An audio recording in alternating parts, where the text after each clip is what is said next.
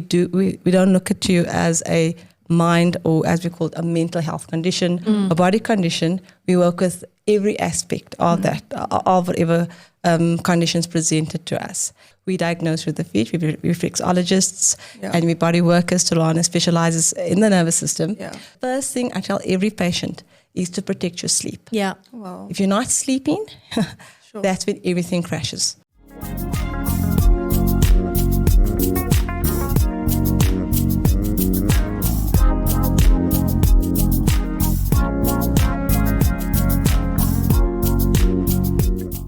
Hi everyone, and welcome to another edition or another episode of Poweredup Talk. I'm so honored to have you guys with us today, and I am excited to have two beautiful ladies with me today. I am really honored to have both of you. Thank you for joining us.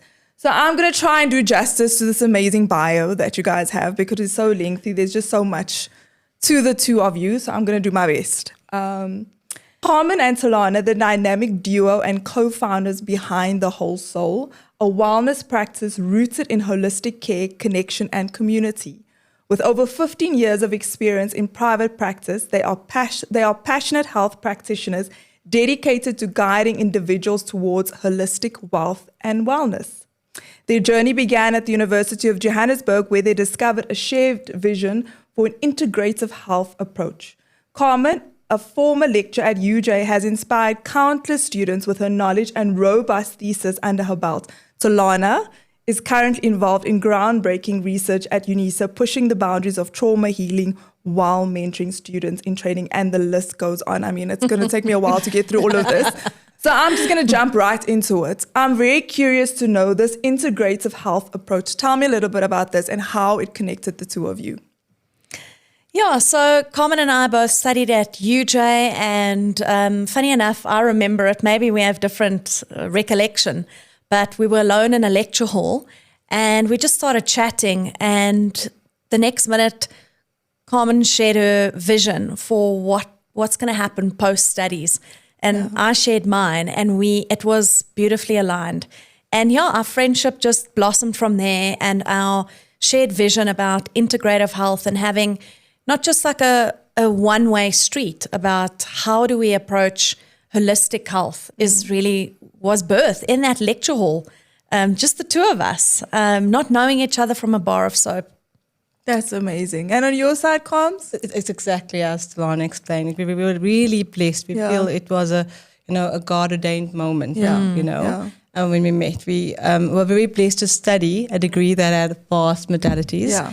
And we both had a similar vision, but we both specialize in different parts of in different kinds, but the same. Yeah. So we thought how wonderful it would be to treat people with Tilana's specialties and mine, and integrate that, because we're not single people. We are a whole body that needs a whole lot of help. I love that. Holistic health. Holistic health. There we go.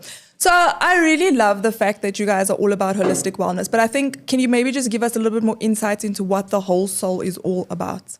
So The Whole Soul is really a play on words. When Carmen and I were discussing, Carmen was in private practice, I was in private practice, and we decided to sort of join forces. Again, God-ordained stuff was happening at that stage of both of our lives. And we just soul as in the sole of the foot, because a lot of our work includes reflexology, and then soul, as a human soul. Okay. So there's various modalities that we offer in order to achieve that whole soul. Like our little slogan is happy, healthy, and whole. That's what we want to see people become and be.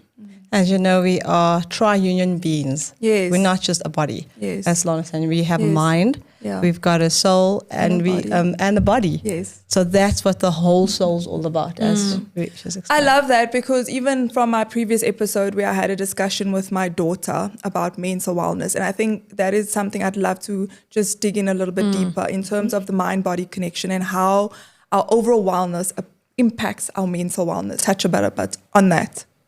Okay, so like we said to each other earlier on, it's which is the egg, which is the chicken over here. Yes. our mind definitely, we know, affects our bodies, and our body affects our mind. If our bodies are not healthy, our minds are not going to be healthy. So when we work with our patients, we don't look at you as a mind, or as we call it, a mental health condition, a body condition. We work with every aspect of that, of whatever conditions presented to us. And our approach will always be, it will include everything about the body, whether it's nutrition, movement, supplements, and that's, I think that's our approach. Yeah, I mean, the body sort of keeps the score. That's right. There's some, an incredible book by Bessel van der Kolk written with that title. And what studies are showing is, yes, it's all about the mind. And we also come from an era where it's all about the power of the mind. If you think positive, you'll be healthy. And in private practice, Carmen and I have definitely realized that, yes, that although that is true, if the other foundational elements of the existing organism is not kept well, like Carmen says, movement, nutrition, maybe a bit of supplementation, the mind can only take you that far. Very true. And then people feel like they are less than because they are trying their best to be positive, and we've got all these other elements sort of acting against them. Yeah. And so we often teach people that, no, you're not just not good enough. There's all these biochemical responses happening in your body that directly influence. And Carm's got a lovely talk about acetylcholine and dopamine and, all those neurotransmitters and what they do, and why we feel the way. How you explain the tree, how the body works, the mind-body connection, the tree, the roots. Exactly. The so, people think that, the branches are everything about a tree, or the leaves. But what about the roots deep underneath the soil? Yeah. The bark affects the way the tree is protected. And so when we start bringing in nature, especially in our talks as well, people have something to relate to. And that we are an element in nature as well. We're an organism on this planet. And so we are created a certain way, and we approach healing that way as well. Yeah. So if say I'm a patient and I come to you and I have challenges with my mental wellness, or I'm just feeling sluggish and tired, and I'm sure you're coming across those a lot lately, because life is just lifing and it can be busy, and I think sometimes we get so busy that we don't necessarily take care of ourselves as we ought to. So what is your approach when someone comes in saying they're battling with their mental wellness and they're just feeling sluggish? How do you practically assist them with that? Okay, so we always, the first thing we do is we take a day in a life of history. Yeah. We try and get them to walk through what their lives are like. Yeah. And that gives you a lot of telltale signs of where and what's happening with them and where they're going wrong. So also we diagnose with the feet, we're reflexologists and we're body workers. Tilana specializes in the nervous system. Yeah. So there's no cookie cutter approach here. Everyone has a different approach. So there's no one basic, what we call it, silver bullet rule for any person. Yeah. Before I continue on how we practically advise people, there's something interesting to note that, I don't know if you've heard the saying, the gut's the second brain. Yes. And we're now hearing the gut is actually the first brain. Yeah. Really? Okay. And why do you say that? And this is why. So years ago when we studied, we're not going to tell you how long ago that was. Many years ago. It looks like 2 years ago, looking at how good you're looking. Okay. Thank you. We were told, so alternate thinking was always that when the gut's not right, we can't think right. If you're not eating well and you're feeling bloated and you're sluggish, we don't feel good generally. Now science has proven there are the same neurocytes that are in the frontal lobe that is triggered by anxiety is actually aligned in the gut. So we then look at how we can heal the gut. So we can heal the mind. People feel good. Yeah. If your body is working well internally, I promise you, we can think better, we feel better, we make better decisions. Yeah. So we do have practical ways. Tilana has a modality called TRE, trauma and tension release therapy, which she can explain a bit about how that works neurally. And then I will give you a bit of the practical basic ways on how we deal with that. Would you like to explain? So because we individualize our approach to every person that walks in there, Carmen and I will look at a case and say, right, this person needs X, Y, and Z. Where do we start? What is crucial in this person's, where I always say, like, where's the jugular bleeding? Can we stop that right now?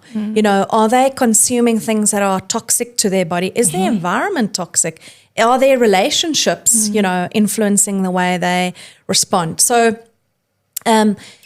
TRE, or tension and trauma release, is really a release modality that we'll talk a little bit about later. But reflexology, fascia work, acupuncture, nutritional counseling, lifestyle counseling, those are the things that Carmen and I will practically sort of put into place. So yes, it's about what happens in session for people that walk through our door, but that's once a week, maybe. Yeah. Sometimes in crucial cases, more than once a week. So it's really about what happens on the outside of the session, that we need to almost like build those foundation or the scaffolding of that building in order to make sure. So we've got practical tips, and we can give you a whole long list of it, but we sort of have to also, like Carmen says, a day in the life of. Yes. For one, like I call it the scoop method. You scoop everything out of your cupboard and you start clean. That might work for one type of person. For another type, they're overwhelmed, that it will freak them out. You can't approach it in the same way. So we always get asked that question, give us advice, give us tips. And we're like, don't ask us that. Yeah. It's a process and it becomes a lifestyle. It's like a dissection of this person and what got them there in the first place. And you're right. The biggest thing we actually do see, the biggest part of most conditions we see all stems from mental health. And that's the practical advice you're asking about. Yeah. Everyone is struggling with something, whether it's anxiety, overwhelm, depression. Some people, lack of motivation is the term people prefer to use. Because I think even with the lack of motivation, then it affects how you eat, it affects how everything, you exercise and all of that. Yeah. And that is actually growing, especially after COVID. We were bombarded with those kind of cases.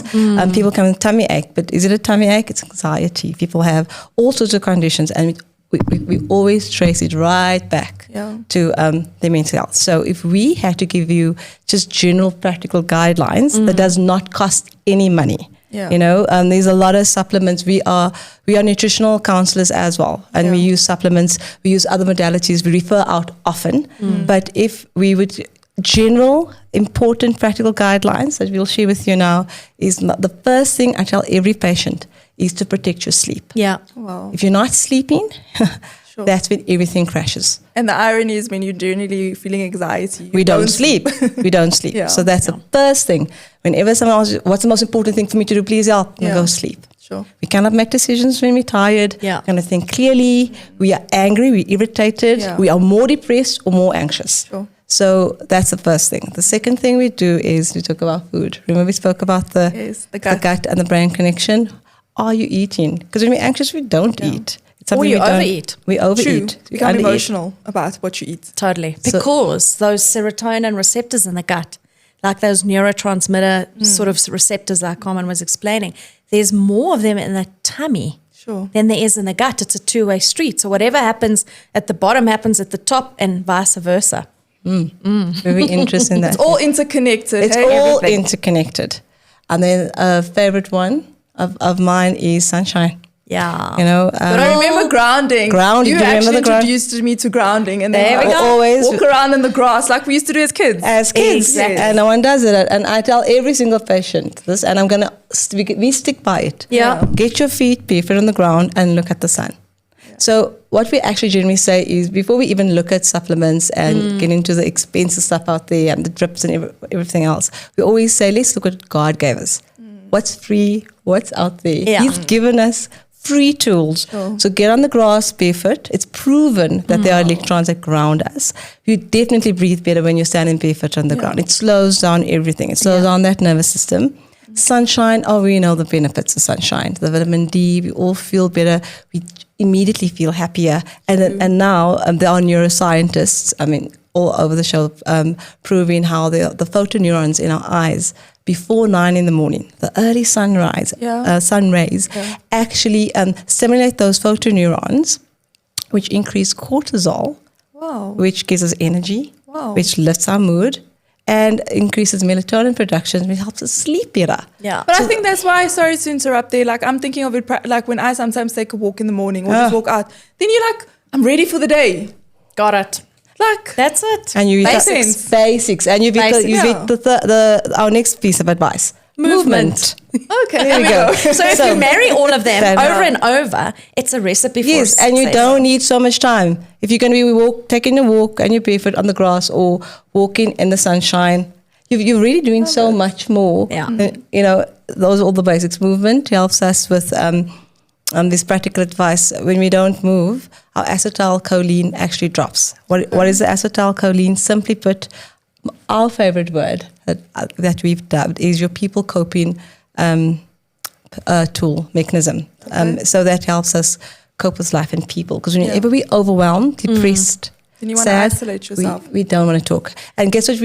We don't like answering the phone. Yeah. We don't want to go anywhere. People and dealing with people is the last thing we do when we're depressed and struggling, with our mental health. And that's what you need most. That's what we need most. Connection. Yes. So a great example quickly, as easy is taking a 20-minute walk as if you're being chased by someone, as if you're in a hurry. Just a hurried walk. Like a little speed walk. A speed walk with weights in each hand. With weights in each hand actually stimulates acetylcholine, which helps our frontal lobe. The actual medical term is when we run out of that hormone is called compassion fatigue. How beautiful. And people can research that actually. Yeah. For me, it's just so amazing how God put our bodies together and how it's all interconnected and how it's not just about our physical body, but our spirit, our soul, our mind. Body, it's really mind, soul. It's so powerful because we are holistic beings. We just you're not just one person. You're a tripart being. Exactly. Well, not one. You're one person, but not one part to you. There's not one part. Exactly. So I love that.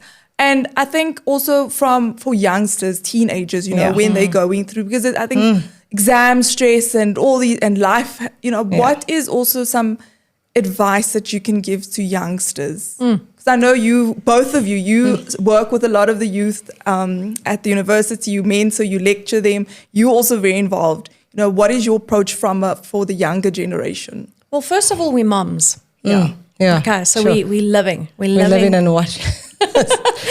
We're giggling nervously because life is life, right? Yes. But I think today's youth have different challenges than we had, than their generation before. So again, with that, what's unique about their scenario? And I think it's obvious, the amount of time that children and young people spend on screens is the thing, right? So what does that do? It takes away the sleep. It takes away the sunlight. It takes away the movement. Wow. They binge eat or they don't eat. So all the basics then. And it's not that it's a negative. We everything is designed for the glory and for something good.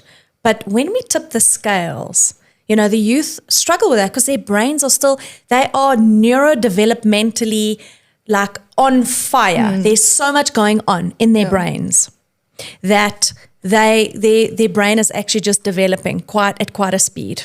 One thing also I always say, so besides what we've mentioned, food, sleep, sunshine, etc., getting outside. My biggest thing with my kids and my teenagers is please get out this house. Yeah, just get out your room, get out your house. You're going to feel instantly be in the sunshine. But the one thing I always encourage all youth, and it's also proven by neuroscientists and psychiatrists, journal. That's beautiful. Journal. Get it out. Talk to someone and get it out. Get it out. Yeah. That is the most practical thing you can tell a teenager. When they hear themselves speak or see what they write, they instantly almost feel better. And I think that's also applicable to anyone, really. All of us. Any human. All of us, journaling. All of us. Just making sure you're getting your thoughts out. Get it out. Exactly. Talk or write. And I promise you, sure. So even recording videos of yourself. Yes. So that's one of the tools that I give my clients when we deal with their traumas and their anxieties is voice record yourself. and listen to what you have to say and become comfortable with yourself. So journaling, I never used to like voice notes. Now Carmen and I are like, and between people we communicate. Writing for some people might feel a little bit, so again, find the thing that works for you and just apply it. There's no right, there's no wrong. Just do something. I love that. Gosh, the time is going so quickly. I feel like I need more hours with it because there's so much I want to ask. There's just so much. But how can people connect with you? Like if they want to come visit your practice, where you're located, just share maybe some of your details and some closing remarks with the audience. Yeah, sure.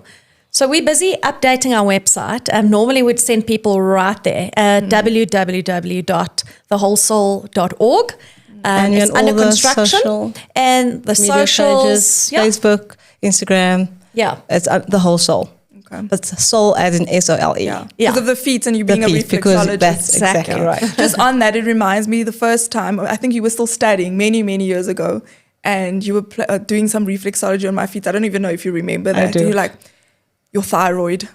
Like I found that so amazing how you could pick that up even just by playing, you know, like, and once again, how the feet is connected to every part of your body. And yes, like even connected. Headaches from reflexology. I mean, that's just, I find it so amazing how we are wonderfully and beautifully created. Every part of our body is connected. That's it. Yeah. But any closing remarks on your side? Gosh. Well, we want to see people well. We want to see people thriving. That's what wakes us up in the morning. We have such a strong passion to just journey alongside people.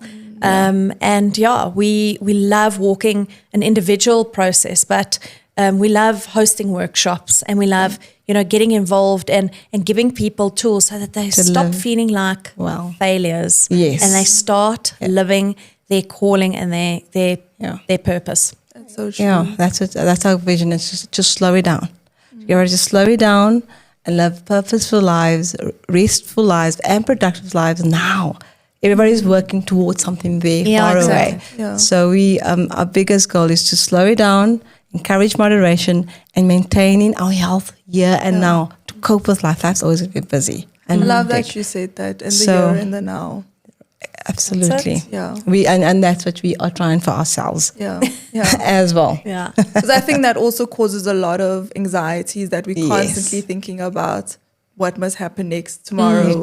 And then instead of living in the moment, being grateful for where you are right now and knowing that you're on a process, but be in the moment, live in the moment, and allow God to do what he needs to do. But don't overwhelm yourself so much with what is still to come. Absolutely. Yes. Awesome. Thank you so much, ladies, for being with me. I feel like I really need you guys back. This time was just not enough. Thank you so much for having us. But thank you for being with us. And we look forward to having you again. And I'm sure we'll do some more stuff in the future. Absolutely. Awesome. Thank you, everybody, for watching. Be sure to connect with us on our social platforms, YouTube, Facebook, and Instagram. Poweredup Talk with Ezelle.